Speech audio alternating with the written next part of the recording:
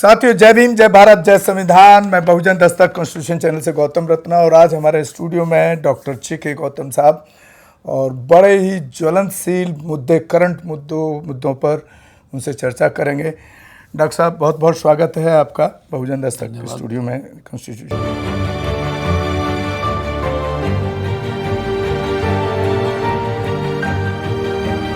अब से पहले आपने देखा होगा कोर्ट में जो एक महिला की मूर्ति जो लगी रहती थी, उसके आंखों पे एक पट्टी बंधी होती थी और एक हाथ में तराजू रहता था जिसके दोनों पल्ले इक्वल रहते थे। ऐसे पल्ला, एक तराजू रहता था एक हाथ में और एक हाथ में तलवार थी। अभी सुप्रीम कोर्ट के उस आइकॉन को या उस जो लोगो है, लोगो ही कहूँगा मैं, वो औरत तो कोई ऐसा जिंदा में हो नहीं सकता, पॉसिबिलिटीज़ नहीं है, उसमें बदलाव किया गया कि उसकी आँख की पट्टी हटा दी गई है और तलवार की जगह संविधान की किताब उसके अंदर जो लोगो है, आइकॉन है, उस पर उसके हाथ में दिखाना शुरू किया, लगाना शुरू किया। इसको किस रूप में देखना है? देखिए, क्या है कि अंग्रेज़ जो ना पूरी दुनिया पर शासन किया अंग्रेज़ ने, और ऐसे तो नहीं किया होगा, उसमें बहुत बुद्धि थी, यानी वो पढ़ा लिखा था, वेल क्वालिफाइड अंग्रेज़ था जिसने पूरी दुनिया को गुलाम बनाया। ठीक है, टेक्नोलॉजी उसके पास रही थी, एजुकेशन उसके पास थी, तो टेक्नोलॉजी भी उसके पास थी, दिमाग था।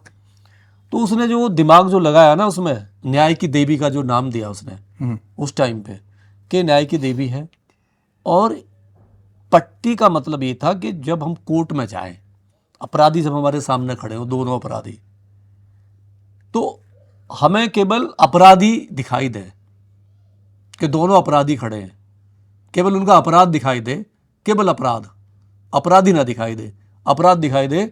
हमें ये ना दिखाई दे कि सूट में आया है या ये फटे कपड़े में आया है, ये गाड़ी से आया है, इसने टाई लगा रखी है, या ये पैसे वाला है, ये अमीर है, ये गरीब है, ये ताकतवर है, ये पहलवान तो नहीं है रेसलर, या ये बहुत इसके अंदर वो उसके लिए कि ये था कि एक जो न्याय जो है वो पूरी तरीके से दे, पूरी तरीके से न्याय होगा कि वो दोनों को बराबर उससे देखेगी, आंख बंद रहेगी, बराबर उससे देखेगी जी।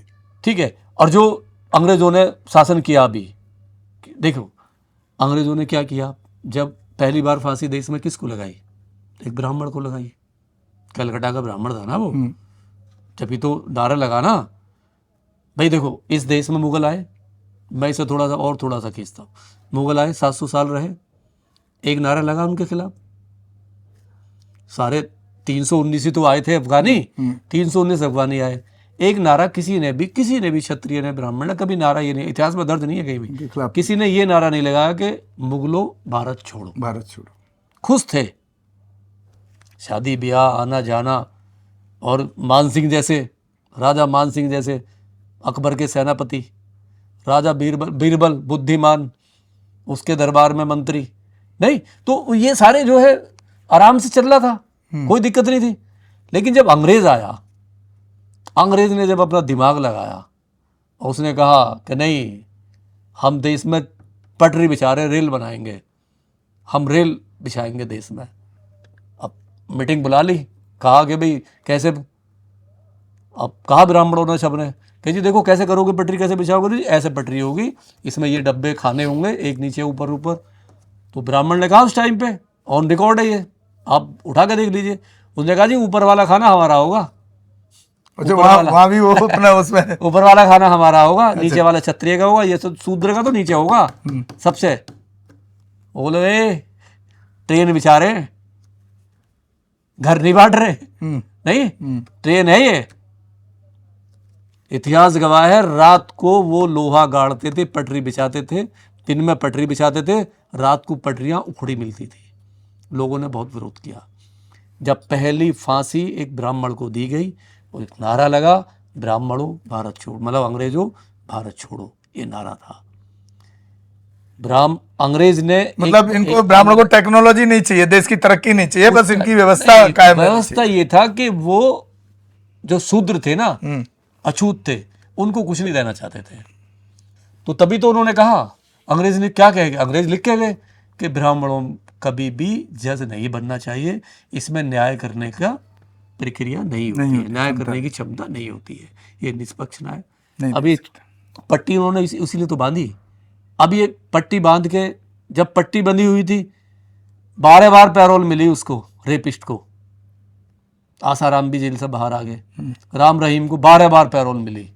क्या आपने देखा किसी एक आम आदमी को 2 बार भी पैरोल मिल गया हो, किसी और को पैरोल मिल गया हो, जिनके बच्चे मर गए, माँ मर गई, बीवी मर गई, उसको देखने तक के लिए भी नहीं कोई। और एक आदमी, ताकतवर आदमी को, तब तो जब पट्टी बंधी हुई है, यही डीएमआई साहब बैठे हुए थे। और अब तो पट्टी खोल दी है। अब जब पट्टी खोल दी है तो अब तो सामने दिखाई देगा कि भाई ये मंत्री है, ये तो बड़ा पैसे वाला है, बड़ा पैसे वाला है, इसको तो बेल देंगे, जेल नहीं देंगे। और मैं नहीं कह रहा, ये हमारे देश की राष्ट्रपति जब सेमिनार होता है, जब वो राष्ट्रपति बनती है और सेमिनार होता है, सेमिनार वो जजों का था, उसमें डीवाई चंद्रचूड़ बैठे हुए थे, सारे हाई कोर्ट सुप्रीम कोर्ट के जज बैठे हुए थे। जब उन्होंने ये कहा कि इस देश में SC STों से जेल भरी पड़ी हैं, एक केला चोरी पे, एक बकरी चोरी पे 5-5 साल उनकी बेल नहीं होती है। ये तो देश के राष्ट्रपति की दर्द है, तो हमारा कहां से, कैसे हमें न्याय मिलेगा? देश का राष्ट्रपति ये कह रहा है जजों के सामने, और डीवाई चंद्रचूड़ को शर्म नहीं आई बिल्कुल भी, और वो जजमेंट देते हैं उल्टे सीधे सरकार के परिसर में। ये भी जो जजमेंट है, ये जो आया है, क्या कहा अमित शाह जी ने? अमित शाह जी ये कहते, RSS ये कहती है कि जो भी पुराने चीजें हैं जो थोपी गई हैं, हम एक एक करके सबको हटाएंगे। उनमें से ये एक है जो हटाया, जैसे आर्टिकल हटा कॉन्स्टिट्यूशन के आर्टिकल सारे चेंज हटा किए दिए हैं ना, आर्टिकल भी, खाली आर्टिकल के नाम नहीं चेंज किए हैं, उसमें अमेंडमेंट किया। लोग सो रहे हैं, हमारे सो रहे हैं, लोगों को ये पता ही नहीं है। जो कहते थे संविधान बदलने आए, संविधान बदल दिया। वो फ्रंट वही रहेगा, अंदर जो उसकी जान है ना, जो आत्मा है सब बदल चुके हैं, वो उसका कम से कम 70% तो खत्म कर चुके हैं लोग। और हमारे वहां ये 138-40 गुलाम बैठे हैं, एक बोलने को तैयार नहीं है। मैंने कहा नहीं, ये गुलाम है, ये गुलामी में ही जिएंगे, गुलामी में ही मरेंगे। इनका पैसा ही सब कुछ है, इनको बाबा साहब से मतलब नहीं, संविधान से मतलब नहीं। नहीं तो ये सरकार कल गिर जाएगी। सरकार तो लड़ रही है, बैसाखी पे टिकी हुई है जी। और जिस तरीके से देखो, मैं तो उसका एक, अब उन्होंने जब आंखें खोल दी हैं तो एक अपील है जज साहब से कि जज साहब अब तो न्याय आप ठीक से दे पाओगे। अब तो आपको जो रेप करने वाला भी दिखाई देगा और जिसका रेप हुआ है वो भी दिखाई देगी। तो अब तो न्याय 2 दिन में मिल जाना चाहिए। हाँ। अब तो जो हमारी रेसलर बेटियां थी, नहीं तो पट्टी में तो नहीं दिखाई दे रहा था, और उसने अभी अपील कर रहा है वो कि मुझ पर जो केस हटाइए, मैं हियरिंग पे नहीं आऊँगा। तो अब तो आप लाइए हियरिंग पे। जो बड़े बड़े ताकतवर लोग हैं इस देश में, जो कानून को अपनी पैर की जूती समझते हैं, चाहे वो राजनेता हो, चाहे वो बिजनेसमैन हो, चाहे वो बाहुबली हो, ऐसे लोगों को लाइए अदालत में, घसीटिए। आंखें खोलने का, पट्टी खोलने का तभी बेनिफिट होगा, नहीं तो फिर कोई नहीं है, फिर तो कोई बेनिफिट ही नहीं। ठीक है सर, बहुत बहुत शुक्रिया डॉक्टर साहब, आपका काफ़ी कीमती टाइम डॉक्टर साहब का हमने लिया, और बहुत एक अच्छी चर्चा और बहुत अच्छे तथ्यों के साथ चीज़ों को आपके सामने रखा।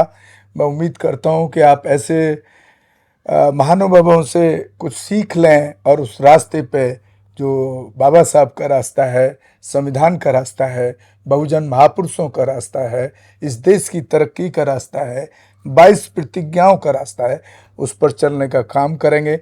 मैं ऐसा उम्मीद करता हूं। इसी के साथ विदा लेते हैं, और कहीं भी कोई एट्रोसिटी का मामला हो तो आप प्लीज़ ज़रूर हमें उस परिवार तक मिलाने का काम करें, ताकि उस पर हम कुछ काम कर पाएँ, उनको न्याय दिलाने की कोशिश कर पाएँ। इसी के साथ आपसे विदा लेते हैं, और चैनल को ज़्यादा से ज़्यादा शेयर और सब्सक्राइब करें। धन्यवाद, बहुत बहुत शुक्रिया। जय भीम, जय संविधान। डॉक्टर साहब, हमारे channel constitution like, share, subscribe देखना मत भूलिएगा। जय भीम, जय भारत, जय संविधान। नमो बुद्धाय। धन्यवाद। चैनल आर्थिक समस्या से गुजर रहा है। अगर आप बहुजन समाज में बाबा साहेब अम्बेडकर और तथागत बुद्ध की विचारधारा को अधिक से अधिक लोगों तक पहुंचाना चाहते हैं तो हमें आर्थिक सहयोग प्रदान करें, ताकि हम अपने चैनल के माध्यम से देश विदेश में समता, बंधुता, एकता और संवैधानिक अधिकारों को ज्यादा से ज्यादा लोगों तक पहुंचा सकें। आप अपनी सहायता राशि नीचे लिखे खाते में जमा करा सकते हैं। खाता धारक गौतम रत्न, खाता संख्या 31695768 651, IFSC कोड SBIN 00603336, बैंक भारतीय स्टेट बैंक। आप हमारे बैंक खाते का विवरण स्क्रीन पर भी देख सकते हैं।